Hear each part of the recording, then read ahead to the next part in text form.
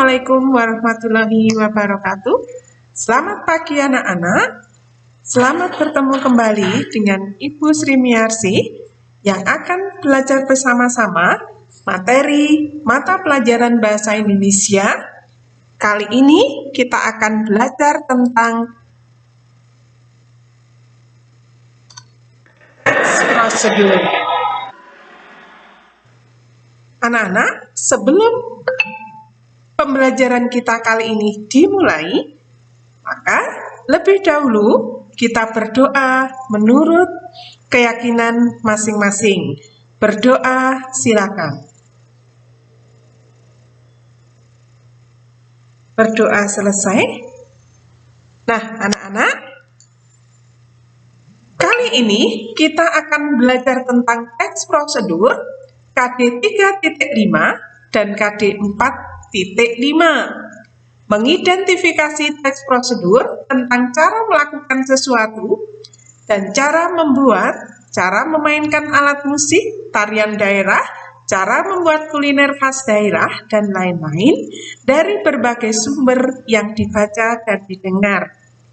KD 4.5 menyimpulkan isi teks prosedur tentang cara memainkan alat musik daerah, tarian daerah, cara membuat cindera mata, dan atau kuliner khas daerah yang dibaca dan didengar. Nah, itu KD yang akan kita pelajari untuk pertemuan kali ini. Nah, sebelum kita mempelajari teks prosedur, kita terlebih dahulu harus tahu tujuan pembelajaran untuk kali ini. Nah, tujuan pembelajaran untuk hari ini, setelah kegiatan pembelajaran, kalian dapat mengidentifikasi teks prosedur tentang cara melakukan sesuatu dan cara membuat sesuatu.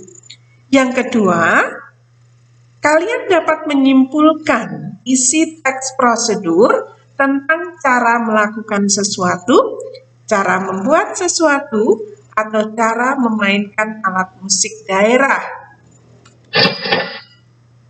Nah, kalian pastinya bertanya-tanya, apa itu teks prosedur?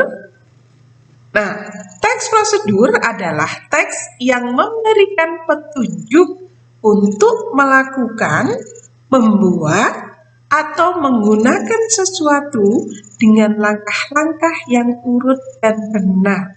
Jadi, berisi petunjuk. Tujuan dari teks prosedur tersebut menjelaskan bagaimana sesuatu itu dibuat atau dilakukan dengan menggunakan langkah-langkah yang urut dan benar. Nah, supaya bisa diikuti oleh orang lain.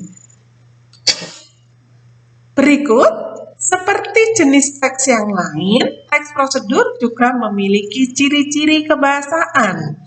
Nah, yang pertama, teks prosedur itu menggunakan kata kerja yang menunjukkan perintah. Contohnya, buat pola, susun pola, isilah, tambahkan, aduklah, dan sebagainya.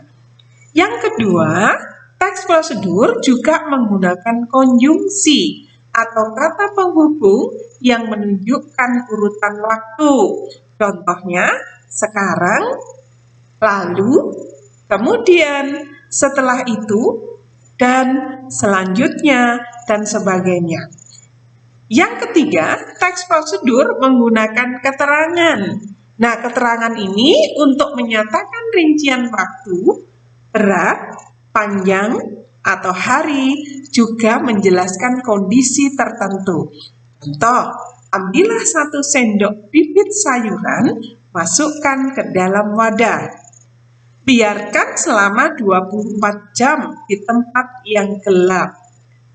Nah, berikut ciri yang keempat adalah kalimat persuasif berupa kalimat ajakan atau motivasi juga seringkali terdapat dalam teks prosedur. Contohnya, ayo kita lakukan. Mari kita lakukan bersama-sama. Nah, itu untuk ciri kebahasaan dari teks prosedur. Karena untuk teks prosedur mempunyai struktur. Secara garis besar, struktur teks prosedur terdiri dari 4. Yang pertama, pembuka atau tujuan. Yang kedua, alat dan bahan. Yang ketiga, langkah-langkah. Yang keempat, penutup. Tetapi, struktur ini dibedakan menjadi 2 macam, yaitu struktur teks prosedur cara melakukan sesuatu. Yang pertama, judul. Yang kedua, tujuan penulisan. Yang ketiga, langkah-langkah. Berikut struktur teks prosedur cara membuat sesuatu. Yang pertama, judul. Yang kedua, tujuan penulisan. Yang ketiga, alat. Yang keempat, bahan. Dan yang kelima, langkah-langkah. Nah, itu merupakan struktur teks prosedur. Berikutnya, untuk macam-macam teks prosedur sendiri terdiri dari 3 macam. Yang pertama, teks prosedur sederhana berisi hanya 2-4 langkah saja untuk melakukan sesuatu.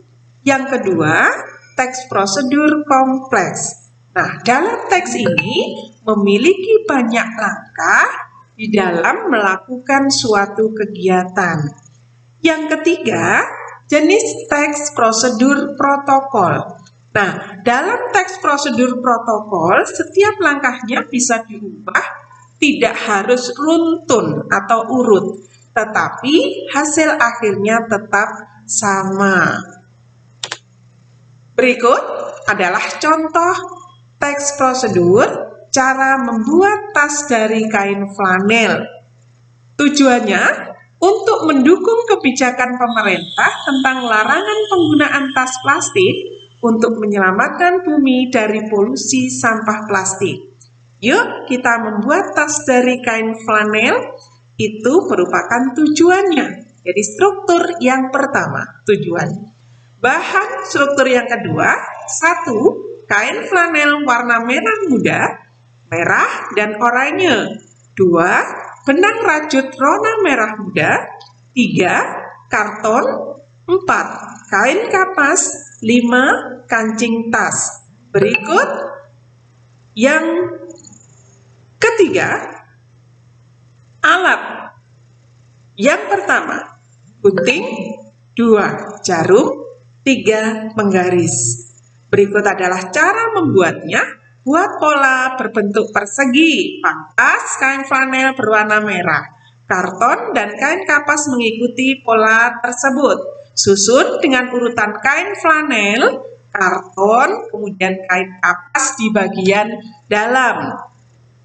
Buat pola untuk pegangan tas seperti langkah pada nomor 1. Lipat sedikit bagian tepinya ke dalam, jahit menggunakan benang rajut dengan tusuk veston. 3. Membuat hiasan tas bagian muka dengan menyiapkan kain flanel warna oranye dan merah muda. Pangkas bentuk hati dan bunga, lipat sedikit bagian tepinya ke dalam, lalu jahit menggunakan benang rajut dengan tusuk veston. Berikut, satukan semua potongan pola, lipat sedikit bagian ujung-ujungnya, kemudian jahit menggunakan tusuk veston. Tas dari kain flanel yang cantik siap digunakan. Nah, anak-anak, ini contoh-contohnya. Demikian pembelajaran kali ini. Nah, kita akan bertemu lagi di pembelajaran yang selanjutnya. Tetap semangat, rajin belajar, meski di suasana pandemi COVID-19. Pesan Ibu, jaga kesehatan, dan Assalamualaikum warahmatullahi wabarakatuh.